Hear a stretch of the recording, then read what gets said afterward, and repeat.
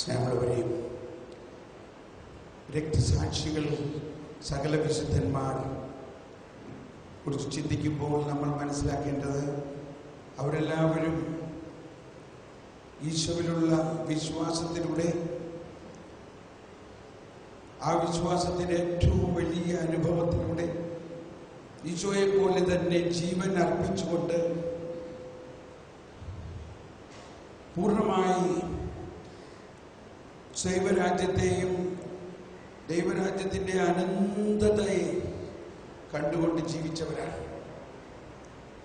നമ്മുടെ ബൈബിളിൽ എഴുതാത്ത കാര്യങ്ങളാണിത്. കാരണം എഴുതിയവരാർക്കും അവരുടെ മരണത്തെക്കുറിച്ച് എഴുതാൻ പറ്റില്ലല്ലോ. മനസ്സിലാകുന്നുണ്ടോ? മർക്കോസ് സുവിശേഷം എഴുതി, പക്ഷെ മർക്കോസ് എങ്ങനെയാണ് മരിച്ചതെന്ന് മർക്കോസിന് എഴുതാൻ പറ്റില്ലല്ലോ. അതാണ് നമ്മുടെ ജീവിതത്തിൽ സുവിശേഷത്തിനപ്പുറത്ത് ഈ കാര്യങ്ങൾ നമ്മൾ പഠിക്കേണ്ടത്. സ്നേഹമുള്ളവരെ, മർക്കോസ് അലക്സാണ്ട്രിയയിലെ തെരുവുകളിൽ കുതിരയുടെ വാലിൽ കെട്ടി 2 ദിവസം മുഴുവനും മർക്കോസിനെ അലക്സാണ്ട്രിയയിലെ റോഡുകളിലൂടെ വലിച്ചഴച്ചു കൊണ്ടുപോയി മർക്കോസിന്റെ ശരീരവും മാംസവും രക്തവും ആ നാട് മുഴുവനും വിതറിക്കപ്പെട്ടിട്ടാണ് മർക്കോസ് മരിച്ചത്. മത്തായിയെ ഒരു മരത്തിൽ കെട്ടിയിട്ട് വിറക് വെച്ച് തീയിട്ട് ആ തീ ആളിക്കത്തി ആ തീയിട്ടവരിലേക്ക് പോയി അവരെ ദഹിപ്പിക്കാൻ തുടങ്ങുന്ന അവസ്ഥ വന്നപ്പോൾ അവർ മുട്ടുകുത്തി ക്ഷമ ചോദിച്ച് പ്രാർത്ഥിച്ചു. വീണ്ടും മർക്കോസിന്റെ ശരീരം അവർ കടലിൽ ഒരു ഇരുമ്പ് പെട്ടിയിൽ ഒഴുക്കിയിട്ട് അത് തിരിച്ചു വന്നു. ആ മർക്കോസിനെ ദഹിപ്പിക്കാൻ വന്ന ഗവർണർ, മത്തായിയെ ദഹിപ്പിച്ച ആ ഗവർണർ മത്തായിയുടെ പേര് സ്വീകരിച്ചുകൊണ്ട് അതേ പള്ളിയിൽ വെച്ച് മാമോദീസ സ്വീകരിക്കുകയുണ്ടായി. പത്രോസിനെ നമുക്കറിയാം, റോമിൽ നിന്നും പത്രോസ് പോകണമെന്ന് തന്റെ അനുയായികളെല്ലാവരും പറഞ്ഞു. പത്രോസിന് ഇഷ്ടമുണ്ടായില്ല. നീറോ ചക്രവർത്തിയുടെ തീർച്ചയായിട്ടും നീറോ ചക്രവർത്തി പത്രോസിനെ കൊല്ലും എന്ന അവസ്ഥ വന്നപ്പോൾ അനുയായികളെല്ലാം പറഞ്ഞു, അങ്ങ് ഇവിടുന്ന് പോണം, അങ്ങ് മാർപ്പാപ്പയാണ്, അങ്ങ് പിടികൊടുക്കരുത്. പക്ഷേ പത്രോസ് വളരെ വേദനയോടെ പറഞ്ഞു, എന്നാൽ ഞാൻ ഒറ്റയ്ക്ക് പോയിക്കോളാം, നിങ്ങൾ ആരും എൻ്റെ കൂടെ വരരുത്. അങ്ങനെ പത്രോസ് റോം വിട്ടു പോകുമ്പോഴാണ് ഇതാ കർത്താവ് കുരിശും ഏറിക്കൊണ്ട് മുന്നോട്ട് വരുന്നു. അപ്പോഴാണ് ഈ പ്രസിദ്ധമായ വാക്കുകൾ പത്രോസ് പറഞ്ഞു, ഡോമിനോ ഖുവാദീസ്, ഡോമിനോ ഖുവാദീസ്, ദൈവമേ നീ എങ്ങോട്ട് പോകുന്നു എന്ന് പറഞ്ഞപ്പോൾ കർത്താവ് പറഞ്ഞു, ഞാൻ വീണ്ടും മരിക്കാൻ വേണ്ടി റോമിലേക്ക് വരുന്നു. അപ്പോൾ പത്രോസിന് മനസ്സിലായി. പത്രോസ് പറഞ്ഞു, കർത്താവേ അങ്ങല്ല വീണ്ടും മരിക്കേണ്ടത്, ഞാനാണ് ആ കുരിശെടുക്കേണ്ടത് എന്ന് പറഞ്ഞ് പത്രോസ് തിരിച്ച് റോമിൽ പോവുകയും അങ്ങനെ അവിടെ നീറോ ചക്രവർത്തിയുടെ ആളുകൾ പിടിച്ചു, അറസ്റ്റ് ചെയ്തു, കുരിശിൽ തറച്ചു. അപ്പോൾ പത്രോസ് പറഞ്ഞു, എന്നെ എൻ്റെ കർത്താവിനെ കുരിശിൽ തറച്ച പോലെ തറയ്ക്കപ്പെടാൻ ഞാൻ യോഗ്യനല്ല, എന്നെ തലകീഴായി കുരിശിൽ തറയ്ക്കണമേ. സ്നേഹമുള്ളവരെ, അങ്ങനെ അവരെല്ലാം വളരെ സന്തോഷത്തോടെ ക്രിസ്തുവിന് വേണ്ടി വിശ്വാസത്തിൻ്റെ മാറ്റുരയ്ക്കുന്ന അവസ്ഥയായിരുന്നു. അതുകൊണ്ടാണ് നമ്മുടെ വിശ്വാസം അപ്പസ്തോലിക വിശ്വാസം എന്ന് പറയുന്നത്. അപ്പസ്തോലിക വിശ്വാസം എന്ന് പറഞ്ഞാൽ ഈ വിശ്വാസം യേശുവിന്റെ രക്തത്തിൽ മുളച്ചത്, യേശുവിന്റെ അപ്പസ്തോലന്മാരുടെ രക്തത്താൽ പരിപോഷിക്കപ്പെട്ട ഈ വിശ്വാസത്തിന്റെ ഓരോ രക്തത്തുള്ളികളും വിശ്വാസത്തിന്റെ അത്ഭുത ശക്തിയെ പ്രസരിപ്പിക്കുന്നു. ഇന്നും അതാണ് സംഭവിച്ചുകൊണ്ടിരിക്കുന്നത്. വിശുദ്ധ അന്ത്രിയാസിനെ എക്സ് രൂപത്തിലുള്ള ഒരു കുരിശിൽ തറച്ചു. 2 ദിവസം മുഴുവനും വേദനയോടെ പെടഞ്ഞ് മരിക്കാതെ കുരിശിൽ കിടന്നുകൊണ്ട് അദ്ദേഹം അവസാന ശ്വാസം വലിക്കുന്നതുവരെ ദൈവരാജ്യം കുരിശിൽ നിന്ന് പ്രഘോഷിക്കുകയായിരുന്നു, സുവിശേഷം പ്രഘോഷിക്കുകയായിരുന്നു. ഇങ്ങനെ ഓരോ രക്തസാക്ഷികളുടെയും ആ രക്തസാക്ഷികളും എല്ലാ വിശുദ്ധരും നമ്മളോട് പ്രഖ്യാപിക്കുന്നത് വിശ്വാസത്തിൻ്റെ ആഴമായ രഹസ്യങ്ങളാണ്. അതിൻ്റെ പാരമ്പര്യമാണ് നമ്മളെല്ലാവരിലും ലഭിച്ചിരിക്കുന്നത്. അതുകൊണ്ട് നമുക്ക് ഇപ്പോൾ വിശുദ്ധന്മാരുടെ ഈ ലുത്തിനിയ ചൊല്ലി പ്രാർത്ഥിക്കുമ്പോൾ അവരങ്ങ് അകലെയല്ല, അവരെല്ലാം നമ്മുടെ കർത്താവിനോടുകൂടി നമ്മുടെ ഹൃദയത്തിൽ തന്നെ ഉണ്ട്. അവരെല്ലാം ഇവിടെ നമ്മോടൊപ്പമുണ്ട്. സഭ എന്ന് പറയുന്നത് ഇവിടെയുള്ള ഈ സഹനസഭ, സമരസഭ, അതോടൊപ്പമുള്ള വിജയസഭ, അതായത് വിശുദ്ധന്മാരുടെ സമൂഹവും ശുദ്ധീകരണാത്മാക്കളുടെ സമൂഹവും ഇവിടെയുള്ള തീർത്ഥാടന സമൂഹവുമാണ്. ഇതെല്ലാം ഒന്നിച്ചതാണ് സഭ. സഭ എന്നത് ഒരു സ്ട്രക്ചർ അല്ല, ഒരു ബംഗ്ലാവല്ല, ഒരു നിയമാവലി അല്ല. ഈ 3 ദൈവജനത്തിൻ്റെ ഈ 3 തലങ്ങളുടെ കൂട്ടായ്മയാണ്. നമ്മൾ അതിലെ അംഗങ്ങളാണ്. നമ്മളുടെ പൗരത്വം ഇവിടെ അല്ല, നമ്മുടെ പൗരത്വം ആ വിശുദ്ധരോടൊപ്പമാണെന്നും നമ്മൾ വിശുദ്ധരുടെ സഹപൗരരാണെന്നും ദൈവഭവനത്തിലെ അംഗങ്ങളാണെന്നും ഉള്ള ബോധ്യത്തിൽ നമ്മൾ ഈ വിശുദ്ധരുടെ ലുത്തിനിയ പാടുമ്പോൾ അവരെല്ലാവരും നമ്മളോടുകൂടി നമുക്ക് വേണ്ടി പ്രാർത്ഥിക്കുന്നു എന്നുള്ള ബോധ്യത്തിൽ നമുക്ക് പാടാം.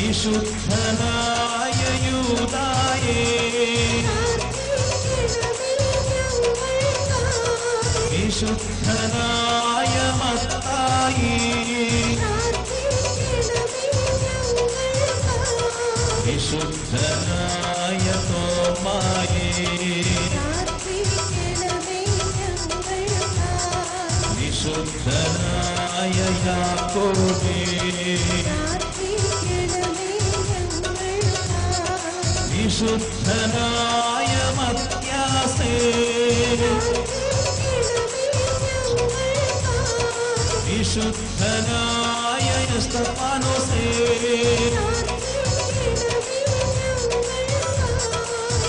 വിശുദ്ധനായ മർക്കോസേ,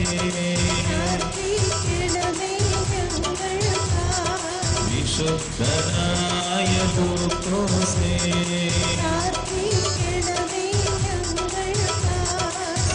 വിശുദ്ധനായ ഗീവർഗീസേ,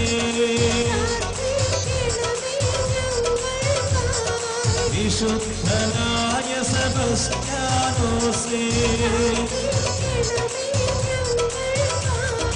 വിശുദ്ധനായ പാദ്രി പിയോ, വിശുദ്ധനായ ആൽബർട്ടേ, വിശുദ്ധനായ ജെറോമേ, വിശുദ്ധനായ ലോറൻസേ,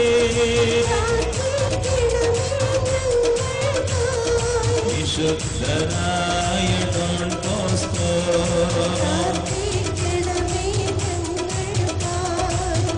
വിശുദ്ധനായ ഡൊമിനിക് സാവ്യോ,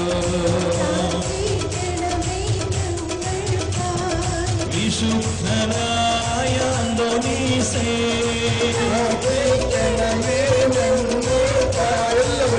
വിശുദ്ധനായ അഗസ്തീനോസേ,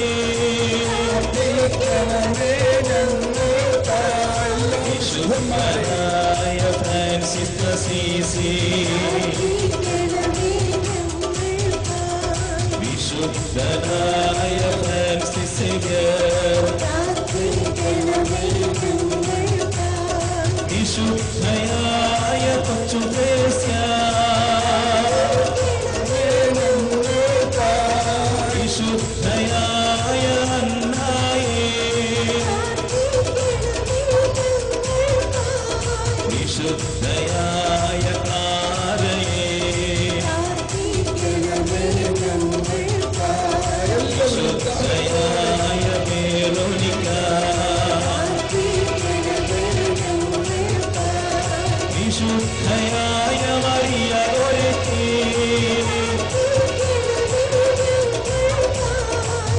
വിശുദ്ധയായ ബർണദീത്ത, വിശുദ്ധയായ അമ്മ ത്രേസ്യ,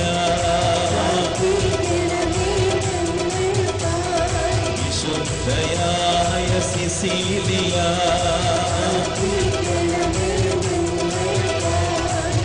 വിശുദ്ധയായ ആർദ്രസേ,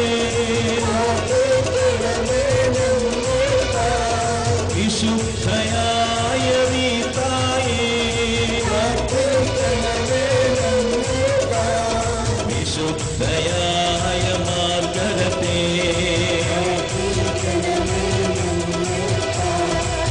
വിശുദ്ധയായ അൽഫോൻസ, കൈയടിച്ച പ്രാർത്ഥിക്കണമേ ഞങ്ങൾക്ക്, കൈയടിച്ച് പ്രാർത്ഥിക്കണമേ ഞങ്ങൾക്ക്, ഹല്ലേലൂയ ഹല്ലേലൂയ ഹല്ലേലൂയ ഹല്ലേലൂയ ഹല്ലേലൂയ ഹല്ലേലൂയ ഹല്ലേലൂയ hallelujah.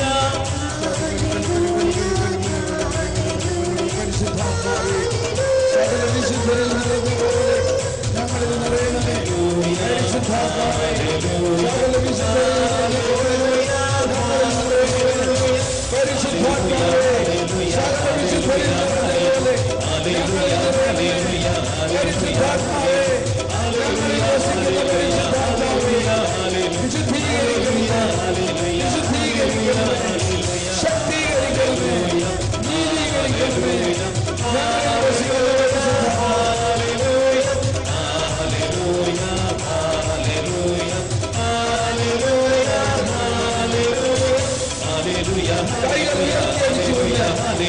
Hallelujah, hallelujah, hallelujah, hallelujah, hallelujah, hallelujah, hallelujah.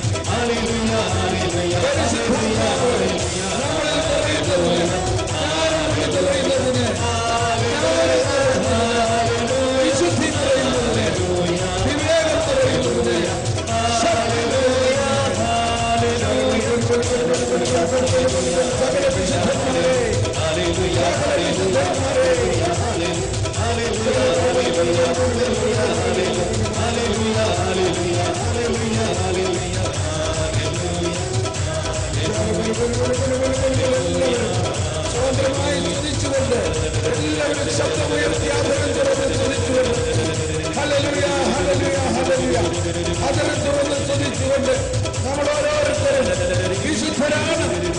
നമ്മൾ വിശുദ്ധരാകാൻ വിളിക്കപ്പെട്ടവരാണ്. വിശുദ്ധിയുടെ പൂർണ്ണമായ അനുഭവത്തിലേക്ക് നമ്മൾ നയിക്കുന്നതിന്, ഞങ്ങളെ വിശുദ്ധീകരിക്കുന്ന പരിശുദ്ധാത്മ ശക്തി നമ്മളിലേക്ക് ഒഴുകുന്നതിനെ സ്തുതിച്ചെന്ന് പ്രാർത്ഥിക്കുക. എല്ലാവരും വിശുദ്ധിക്ക് വേണ്ടി ദാഹിച്ചുകൊണ്ട്, വിശുദ്ധിക്ക് വേണ്ടി ദാഹിച്ചുകൊണ്ട്, കർത്താവേ ഞങ്ങളെ വിശുദ്ധീകരിക്കണമേ, വിശുദ്ധീകരിക്കണമേ, വിശുദ്ധീകരിക്കണം. എല്ലാവരും ശബ്ദമുയർത്തുന്ന സ്തുതിച്ച് സകല വിശുദ്ധരും നമുക്ക് വേണ്ടി മധ്യസ്ഥം വഹിക്കുന്നു, നമുക്ക് വേണ്ടി പ്രാർത്ഥിക്കുന്നു. നമ്മളെ വിശുദ്ധീകരിക്കുന്നതിനായിട്ട്, ശക്തീകരിക്കുന്നതിനായിട്ട് ദാഹിക്കുന്നു. അവരോടൊപ്പമാണ് നമ്മൾ. തീർച്ചയായിട്ടും അവരുടെ പ്രാർത്ഥന കേൾക്കും. മാതാവ്, ഔസേപ്പിതാവ്, എല്ലാ വിശുദ്ധരും, എല്ലാ അപ്പസ്തോലന്മാരും നമുക്ക് വേണ്ടി ദാഹിച്ച് പ്രാർത്ഥിക്കുന്നു. വിശുദ്ധീകരിക്കപ്പെടുന്നതിന്, വിശുദ്ധിയിൽ നിറയുന്നതിന്. ഹല്ലേലൂയ, ഹല്ലേലൂയ, ഹല്ലേലൂയ, ഹല്ലേലൂയ, ഹല്ലേലൂയ, ഹല്ലേലൂയ. യേശുവേ സ്തോത്രം, യേശുവേ മഹത്വം, യേശുവേ ആരാധന. ദാഹിക്കുക വിശുദ്ധിക്ക് വേണ്ടി, വിശുദ്ധിക്ക് വേണ്ടി. വിശുദ്ധീകരിച്ചിരണേ. നമ്മളുടെ വിശുദ്ധിയാണ് ദൈവം ആഗ്രഹിക്കുന്നത്. നമ്മൾ വിശുദ്ധീകരിക്കപ്പെടണം. നമ്മുടെ ഹൃദയം ശുദ്ധീകരിക്കുമ്പോൾ, നമ്മുടെ ഹൃദയം പുതിയ ഹൃദയമായി മാറുമ്പോൾ, നമ്മളിൽ മാനസാന്തരത്തിന്റെ ശക്തമായ ആഴമായ അനുഭവം ഉണ്ടാകുമ്പോൾ, നമ്മൾ കൃപ കൊണ്ട് നിറയുമ്പോൾ, നമ്മൾ ഓരോരുത്തരും ആ വിശുദ്ധരായി തന്നെ മാറും. നമ്മൾ വിശുദ്ധരാണ്. നമ്മൾ വിശുദ്ധിയുടെ ആത്മാവ് കൊണ്ട് നിറഞ്ഞവരാണ്.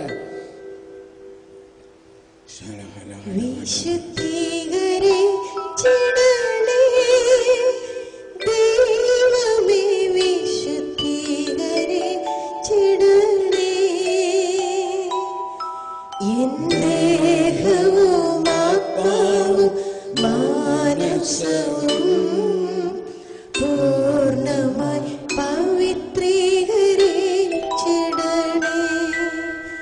വിശുദ്ധീകരിച്ചിടണേ, ദൈവമേ വിശുദ്ധീകരിച്ചിടണേ.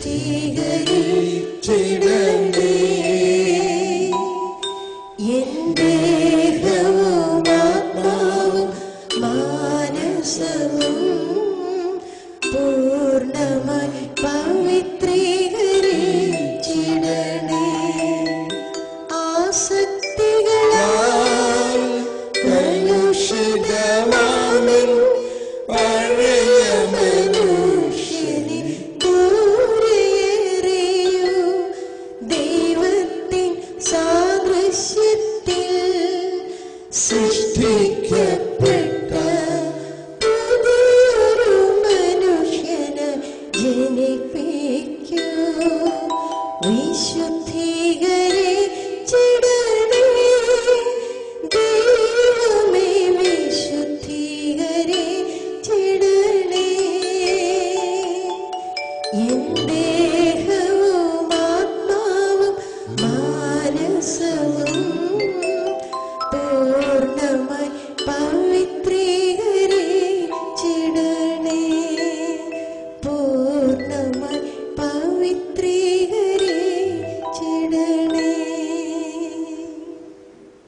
നമുക്കിരിക്കാം.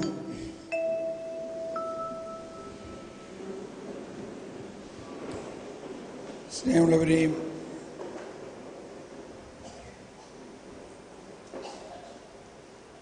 വ്യക്തിപരമായ പ്രാർത്ഥനയാണ് നമ്മുടെ ശുശ്രൂഷ ജീവിതത്തിൽ എന്നല്ല, നമ്മുടെ സാധാരണ കുടുംബ ജീവിതത്തിൽ തന്നെ നമ്മളെ ഏറ്റവും കൂടുതൽ വിശുദ്ധിയിലേക്ക് വളർത്തുന്നത്. ആ വ്യക്തിപരമായ പ്രാർത്ഥനയുടെ ഒരു രൂപരേഖ അടങ്ങുന്ന ഒരു കടലാസ് നിങ്ങൾക്ക് ഇപ്പോൾ തരുന്നു. ഇതൊരു മെഡിറ്റേഷൻ പോലെ എല്ലാ ദിവസവും നിങ്ങൾക്ക് പ്രാർത്ഥിക്കാൻ സഹായകമാകുന്ന ഒന്നാണ്. ഇത് സ്വർഗസ്ഥനായ പിതാവ് എന്ന പ്രാർത്ഥനയുമായിട്ട് ബന്ധപ്പെടുത്തിയിട്ടാണ് നമ്മൾ മനസ്സിലാക്കുന്നത്. ഈശോ നമ്മളെ പ്രാർത്ഥിക്കാൻ പഠിപ്പിക്കുന്നു. ഈശോ നമ്മളെ പ്രാർത്ഥിക്കാൻ പഠിപ്പിക്കുമ്പോൾ ആദ്യം തന്നെ നമ്മളെ പഠിപ്പിക്കുന്നത് സ്വർഗസ്ഥനായ പിതാവിൻ്റെ പ്രാർത്ഥന പഠിപ്പിച്ചു എന്നാണ് നമ്മുടെ എല്ലാം അറിവ്, ഇല്ലേ? ഈശോ പഠിപ്പിച്ച പ്രാർത്ഥന എന്താണ്? സ്വർഗസ്ഥനായ പിതാവേ എന്ന പ്രാർത്ഥന. എന്നാൽ ആ പ്രാർത്ഥനയ്ക്ക് മുൻപ് ഈശോ മറ്റൊന്ന് പഠിപ്പിച്ചു. അതാണ് മത്തായിയുടെ സുവിശേഷം 6-ാം അധ്യായത്തിൽ 6-ാമത്തെ വചനം പറയുന്നത്, നീ പ്രാർത്ഥിക്കുമ്പോൾ നിന്റെ മുറിയിൽ കടന്ന് കതകടച്ച് രഹസ്യത്തിൽ നിന്റെ പിതാവിനോട് പ്രാർത്ഥിക്കുക. നീ പ്രാർത്ഥിക്കുമ്പോൾ നിന്റെ മുറിയിൽ കടന്ന് കതകടച്ച് രഹസ്യത്തിൽ നിന്റെ പിതാവിനോട് പ്രാർത്ഥിക്കുക. രഹസ്യങ്ങൾ അറിയുന്ന പിതാവ് നിനക്ക് പ്രതിഫലം തരും. തുടർന്നെഴുതിയിരിക്കുകയാണ്, നീ പ്രാർത്ഥിക്കുന്നതിന് മുമ്പ് തന്നെ നിന്റെ ആവശ്യങ്ങൾ എന്തെന്ന് നിന്റെ പിതാവിനറിയാം.